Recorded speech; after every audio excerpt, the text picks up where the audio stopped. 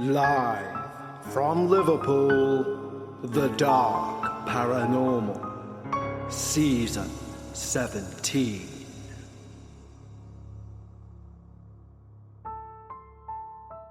Hello everyone and welcome back to The Dark Paranormal, Season 17, Episode 7. That's right, after today, we only have 3 more episodes of this season left. And then, of course, we will take our break, and then we're back for Season 18. So now is the time to send your paranormal experiences over to contact@thedarkparanormal.com. Now, thankfully, over time, and completely unintentionally, The Dark Paranormal seems to have become a place for people to feel safe in sharing their paranormal experiences. And I mean that from the feedback I get from people who submit their experiences. They state they feel secure sending it to this show. And it's a very strange thing. I can only put it down to the warmness of the listenership itself. Regardless of what you believe in terms of the paranormal, just for 30-40 minutes, sit there, listen to somebody else's true experience, and imagine to yourself, if that happened to me, how would I feel? Suspend that disbelief, put yourself in that place of discomfort, and then, of course, go back to whatever belief system you believe in. But I think when you do so, you will have a newfound respect for the person who submitted their experience. Because whether you believe it took place or not, they believe it took place to them. Therefore, that discomfort you felt, that will only be a minuscule percentage of what that person went through themselves. And that's why, as we've evolved as a show, we're accepting submissions of any length. Because we do want your experiences to be heard. That's the only way we will ever have any semblance of acceptance of what people are truly going through when encountering something dark and paranormal. So, regardless of the length of your paranormal experience, please send it over to contact@thedarkparanormal.com. And what we'll do is make sure that it goes in front of listeners' ears. Simply because we can place it if it's short, either on our Patreon Dark Bites episodes, or if it's mid-length and mini-sode, or if it's at least 6 one-sides of A4 paper, around 3,500 words, it may make the main show for Season 18. And the submissions for Season 18 are already rolling in, so don't hesitate to get yours in now. Again, it's contact@thedarkparanormal.com. Today's experience is one of those that I really enjoy receiving, because it's come via the daughter of somebody who is of the age where they don't really want to go about saying they believe in the paranormal, let alone have had experiences with the paranormal, or in this case, seem to be able to sense the paranormal and see the paranormal world around them. However, the listener who submitted today's experience managed to finally get their father's permission to share their experiences on their behalf in the first person, on the sole proviso that the daughter changes any names of the people involved. Now, you'll often hear me talk about what I call authenticators, or certain things which I think make certain experiences seem more valid than others. And 9 times out of 10, for me, that comes down to the nuances within the language that's used. And today's experience, for me, is full of authenticators. But of course, before we begin today's episode, I need to say a huge, massive thank you to our wonderful team over on Patreon. When you decide to join our team over on Patreon, not only do you receive everything on this main feed, both ad-free and before anyone else, but you can also gain full access to the entire back catalogue of our weekly podcast for Patreons, Dark Bites. Dark Bites releases each and every week of the year, even between seasons, and there's over 70 plus hours worth of Patreon-only content for you to go and binge. We have built a wonderful community of like-minded paranormal enthusiasts over on Patreon, and we'd love to extend an exclusive invitation just for you. Simply head over to patreon.com/thedarkparanormal, just like the following wonderful new team members have: Mary Malcolm Sanders, Meg, Tash, AJ Jackson, Ricardo Verdin, Fireblade, Amy Rogers, Jane T, John Titan, T-Rex, Linda Garland, Cifa34, Eleanor Roberts, Angus McGilligan, Rachel Pace Davis, Maria Goralichik, Trevor, Katana Sataro, Rebecca Hockstad, Sharon Rosas, Lisa Hunter, Trevor and Catlin. Thank you so much for supporting the show, guys. It genuinely means the world to me, and it allows the show to keep going. I hope you enjoy all the early ad-free releases and, of course, the entire back catalogue of Dark Bites and a new episode every week. And if that sounds like your thing, head over to patreon.com/The Dark Paranormal. But right now, it's time to lower those lights. Make yourself comfortable, and most importantly, leave your disbelief at the door, as we hear all about the Restless Dead. The more I've listened to submitters' stories, the surer I am that my father has experienced paranormal activity all through his life, and, in my opinion, is likely a medium. He doesn't like to talk about his experiences often, because they genuinely frighten him, but he has given his permission for me to write them down on the basis I anonymise the names and places, which I of course agreed with. So these are my father's experiences. I'd love to hear what you or your listeners think, and if you think, as I do, that he may be a medium. The following is all from my father's perspective. The first time that I saw what I think was a ghost was in 1974. I was 9 years old. I was at my grandfather's wake, and it was in spring, which is still cold in upstate New York. My family was very Catholic, so naturally we were having an open casket wake, and we were lining up in front of Grandpa's casket all to say our last goodbye. When I was about 10 feet away from him, I noticed a figure of a man standing in the corner of the room, and I was fixated on him. He stood out because he wasn't wearing a black suit like everyone else in the room. This figure was wearing a grey shirt and slacks that looked rather familiar.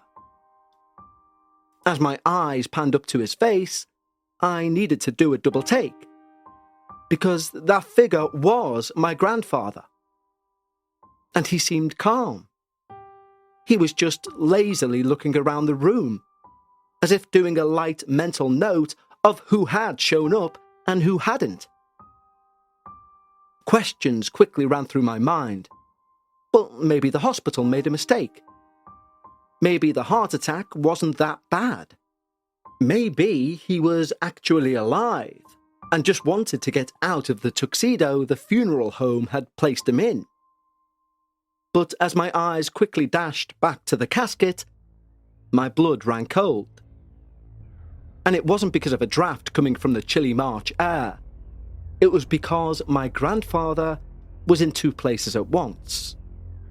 He was in the casket, as pale and as still as someone could be.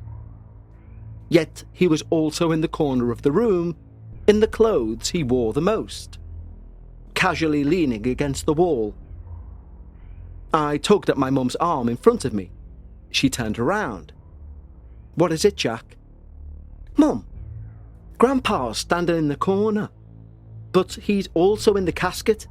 Do you see him?" My mum's eyes, red and puffy from crying, narrowed. "That's not funny. Today is not the day for pranks, Jack." "It's not a prank," I protested. "Look, over there in the corner, the front of the room. Don't you see him too?" My mum sighed and turned to look at the corner to indulge me. Sure enough, I still saw Grandpa stood there. This time, I locked eyes with him. But now they were cold and hard, and he slowly shook his head, like he was giving me a warning to back off. I shivered again as Mum turned back to me. This time she had a lighter tone when speaking to me. "Honey, there's nobody there. I know you miss Grandpa. I miss him too. We're grieving, and sometimes our minds play tricks with us, especially when we're sad. But he's in heaven now, and we're all here to say goodbye." I just stared at her, dumbfounded. until she turned away to accept condolences from newly arriving guests. How did she not see him? How could nobody here see him? He was completely solid, looking just like he did in life, not ghost-like at all. I froze as I thought of the word ghost, and a new eerie feeling crept over me. Now I was scared to look again at Grandpa in the corner, and as the line inched me ever closer to the casket, I could still feel his eyes on me. Grandpa hadn't stopped looking at me since we locked eyes. His oppressive stare got worse and worse until I finally reached the front of the line, and I'm looking down at the Grandpa in the casket. I placed my hand gently over his crossed hands that were holding the rosary, and I dipped my head in prayer, like everyone else had before me.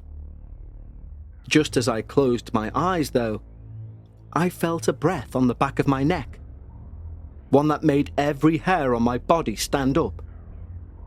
And it smelt faintly of the mints that Grandpa always liked to suck on before heading out of the house. I squinted my eyes open and quickly flitted them over to the corner where Grandpa had been standing. Now it's completely empty, and my heart dropped to my stomach. I felt the presence looming over me, almost pushing against my back. The breaths still coming hot on my neck. I couldn't move. I was frozen with fear. What finally broke me from my vigil was the hand on my shoulder. When it grabbed me, it felt like all of my muscles received a jolt of electricity. I just turned and ran out of the room.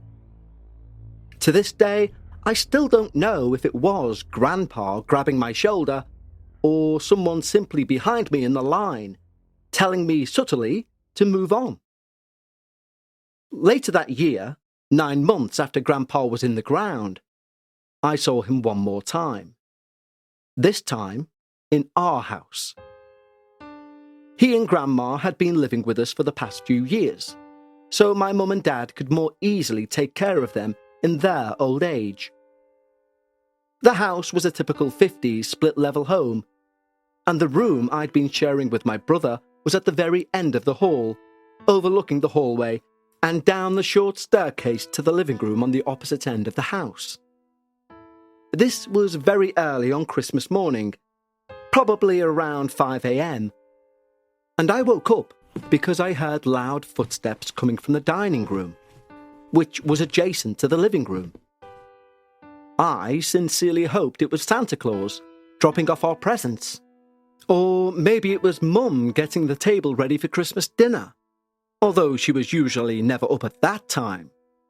Besides, it was still pitch black outside, and there was no light coming through the slit under my bedroom door. I carefully rolled out of bed so as not to wake my brother, and I slowly opened the door to peek down the hallway. The Christmas tree was just out of my line of sight, but I could see faint shadows along the wall from the dim light of the tree, and sure enough, I heard more rustling sounds from the dining room. "Please be Santa," I whispered shakily under my breath. Just then, a shadow emerged from the dining room. It was Grandpa. I just knew, based on the way he was just hunched over and shuffling across the floor. A cold shiver went down my spine, just like at the funeral when I first saw him. He walked slowly towards the living room, toward the tree. He quickly was out of my line of sight because of the narrow hallway view, but he must have been next to the Christmas tree by now, if he continued on that path. I was so still, again frozen in fear. My heart was pounding, my breaths shallow, and they were the only things I could hear. No more rustling sounds from Grandpa's steps. Did he disappear? I was tempted to go down the hallway to the top of the stairs, peer out over into the living room, but my feet would not move. They were planted in the bedroom doorway.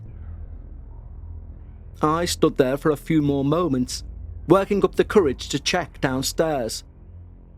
Maybe I imagined Grandpa. Maybe I was having some weird realistic dream. But suddenly, there were loud crashes in the living room, right from where the Christmas tree was standing. The abrupt noise got me moving and I ran to the end of the hallway. No one was in the living room, but several ornaments had fallen to the floor.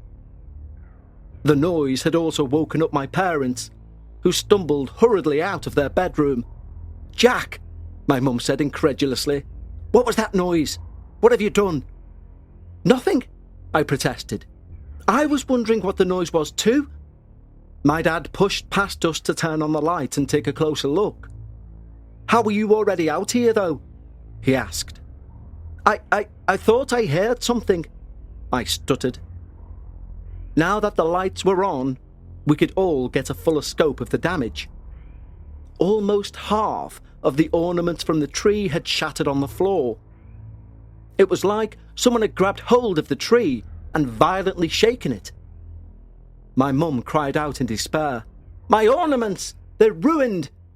You see, a lot of these ornaments had been heirlooms, passed down from generation to generation, many of them from Austria, where my dad and grandparents had emigrated from. My dad looked very upset too. "It's all right, Mary. We'll clean up the mess and we'll find a way to replace them." He was trying to find the words to placate her, but she was already in tears, kneeling on the floor over the mess. The gifts Santa had presumably left were just a bit further under the tree. My parents sent me back to my room shortly after that, still suspicious of me despite my protests. Christmas of 1972 had effectively been ruined before the sun had even risen. And even though Grandpa had been dead since March, I was sure he was to blame.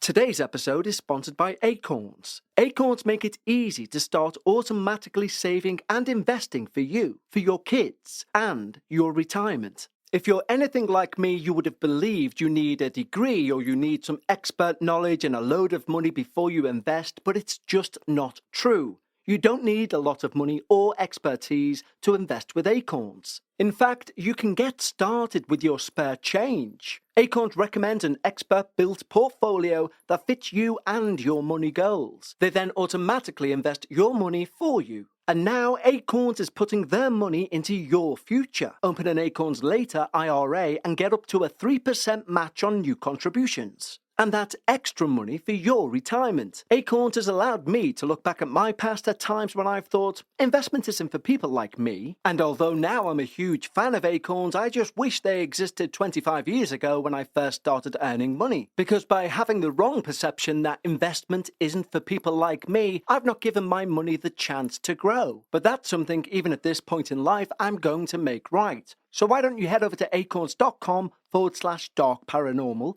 or download the Acorns app to start saving and investing for your future today. Paid non-client endorsements. Compensation provides incentive to positively promote Acorns. Investment involves risk. Acorns Advisors, LLC, an SEC-registered investment advisor. View important disclosures at acorns.com/Dark Paranormal. Years later, I asked my mum more about Grandpa and what he was like. She said she loved him, but she said he could also be very strict, even cruel at times. She said he would punish her and her sisters quite severely for even minor infractions. If one of them came home past curfew from a date, for example, he'd have them kneel for hours on sandpaper. Grandpa would also use his belt frequently on them. I've not seen him again since that Christmas morning over 50 years ago, and I do hope it stays that way, but I do wonder if his cruel streak carried on with him after his death, more so than the good parts about him. The next major paranormal experience I had was when I was in my early 20s, in the late 80s. It was actually my friend Danny's paranormal experience because it occurred in his house, but I experienced part of it with him. Danny and I had been volunteer firefighters in our town since we turned 18. Recently, he hadn't been helping out as much because he'd just got married to his wife, Megan, and they were busy settling into the house they'd just bought together. One particular night, when I was on duty at the fire station and Danny was not, we got a call for a house fire, and I immediately recognised the address as Danny's. We rushed over to his house to find the living room full of smoke. The fire wasn't too large, and we were able to quickly put it out, without much structural damage to the house. We determined the cause to be from a lit candle, which was left near a coffee table. Thankfully, Danny and Megan had been out on a date, and when they rushed back home hearing the news, Danny ran up to me, breathless. "Danny," I said, "what were you thinking? Leaving a candle on when you're not home? Come on, Danny, that's one of the first things we know not to do as firefighters." "Jack," he started. His eyes were wild, as if he couldn't believe what had happened. "It wasn't us. I never leave candles lit when we leave. You know that. You have to believe me." I was sceptical. "Then who was it?" I asked. Danny hesitated, and finally he said, "Hear me out. We think our house is haunted. We've been experiencing weird things ever since we moved in. Like things moving on the mantelpiece by themselves, or indents in the bed as if someone sat there. We've even started putting cameras up in rooms to prove it, and I can show you the footage." He caught my attention. Though I hadn't seen a ghost since my grandpa all those years ago, I certainly was inclined to believe Danny. "Okay then, show me the footage." The next morning, I came by their house to see the video footage from the previous night. He and Megan looked very shaken up. Even as I crossed the threshold into their home, I got a heavy and oppressive feeling in my chest, finding it harder to breathe. I immediately got a sense I was not welcome, by something I couldn't make out. "Come see," Danny said. We began watching the film around 8:30. The camera had been in the corner of the living room with a full view of the empty room. Suddenly, the candle on the coffee table lit by itself. That all-too-familiar cold shiver went down my spine once more. Over the course of the next hour, as we watched, the candle appeared to slowly move closer and closer to the edge of the table, as if something was nudging it further and further until it finally fell over and caught the rug on fire. Strangely enough, every time the candle moved, the film footage became staticky, like something was messing with the energy around the camera, or even something invisible was stood in front of it. "We don't know what to do," Danny said. "This paranormal activity seems to be getting worse and worse as time goes on, and now this thing is acting like it wants to kill us. Maybe there's a way to get rid of it, like hiring a priest or exorcising it or something," I suggested. Danny nodded, as if it was a good idea to try. "Yeah, we could look into that," he said, somewhat resigned. "We're scared though, Jack. We might just try and move. We spent all our savings on this house." I told him and Megan to keep me posted, but I hadn't heard much from them over the following months. Apparently, they looked into calling a priest to come out to try and exorcise whatever was there, but I never knew what become of that, because 6 months after the house fire, Danny was in a bar with some friends, and he went to stand up and dropped dead. It was so sudden. The doctors said it was a brain aneurysm that burst and killed him instantly, even though he was a healthy 23-year-old. I was completely shocked. Mostly, I felt awful for Megan. I got to speak with her the next week at the funeral, and she was beside herself with grief. She pulled me aside at one point, tears streaming down her face. She gripped my arm and her eyes drilled into mine. "Jack, I just know that thing killed him." "How?" I asked. "The doctors said it was an aneurysm." She waved her hand as if to say that was impossible. "You want to know how I know?" Because the second he died, all the activity in that house stopped. It's like that thing got what it wanted and left. The house is totally normal now. She burst into more tears as I was left speechless, trying to console my friend's widow, but not really knowing how. I never saw Megan after Danny's funeral. I think she moved back in with her parents because their house was quickly sold off. I sincerely hope wherever she is now, she's doing okay. About 10 years after these events, I just moved in with my then fiancée, now wife, Christy. We met when we were both interns at the law firm we worked at a few years before. This was the summer of '98. And one night, I woke up because I heard giggling in our bedroom. I looked around and I saw Christy was still fast asleep, which made me freeze up because the giggling continued, distinctly coming from the other side of the room. I turned slowly to see a figure stood in the corner, and as my eyes adjusted to the faint window light seeping into the room, I recognized the figure as my grandmother. My blood turned cold, though, because Grandma had died 8 years before. And just like her husband had looked all those years ago at his funeral, Grandma looked as though she did in real life. Not like a spirit at all. We locked eyes. She laughed even more. I couldn't believe Christy was still asleep. Unless I was dreaming, which could have been a very real possibility. Finally, after Grandma finished this laughing fit, she spoke. "Get ready, Jack. You're only going to have girls." "What?" I asked, confused. But then she just resumed laughing again, and when I blinked, she was gone. The room silent. I tried to shake it off as a strange dream, but a few weeks after that incident, Christy shared the news that we were pregnant. I was elated, and we decided that she was far enough along that we could learn the gender of our baby from the doctor.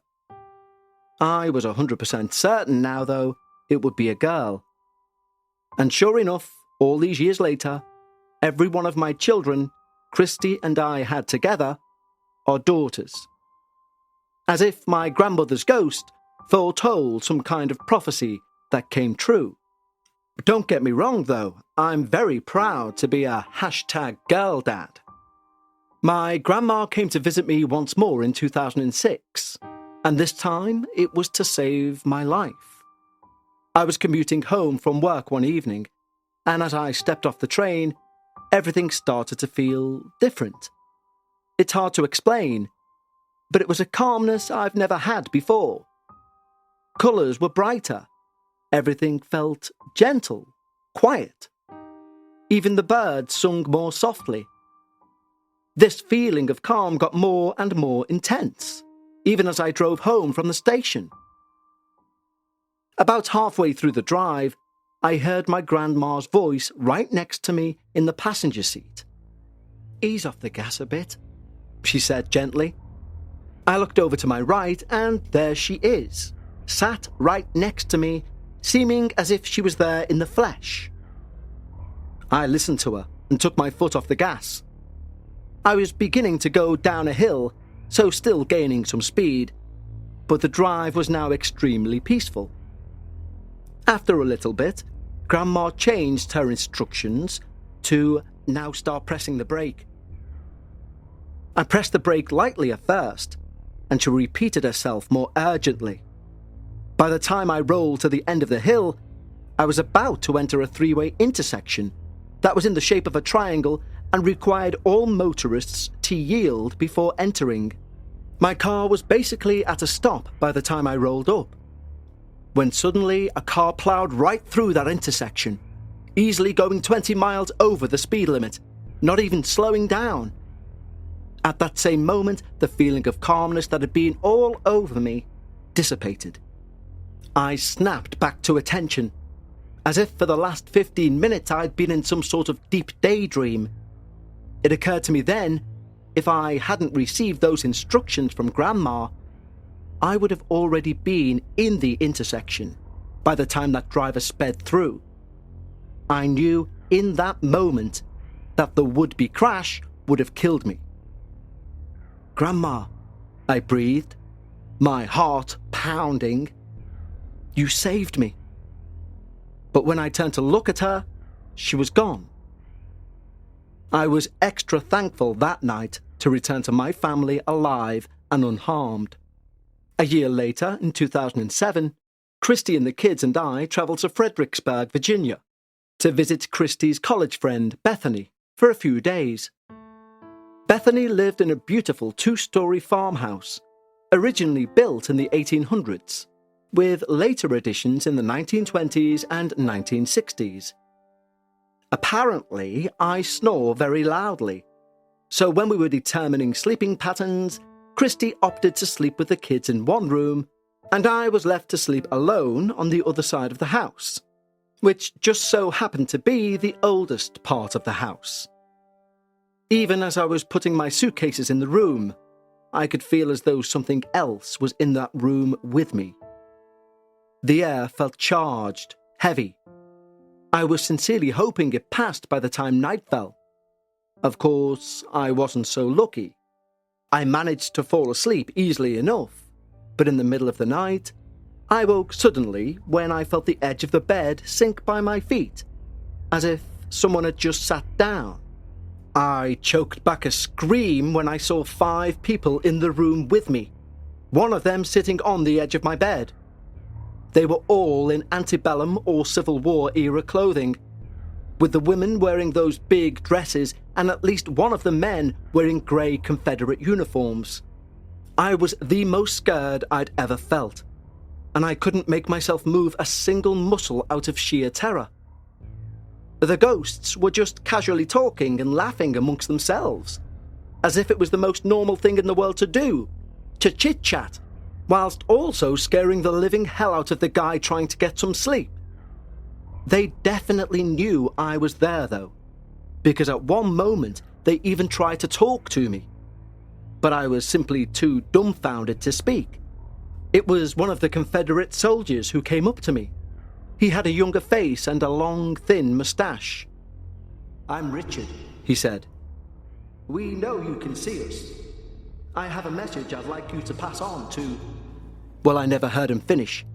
His directness gave me enough courage to get out of bed and sprint from that room as fast as humanly possible.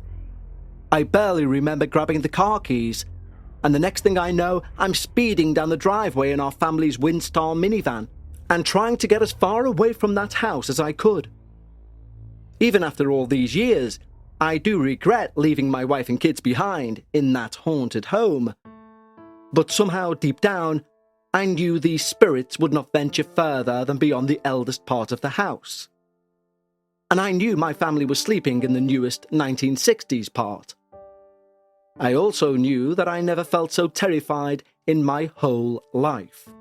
And I needed to get out of there before I had a heart attack. After about 20 minutes of driving, I settled on a 7-Eleven parking lot and decided to sleep in the car for the rest of the night.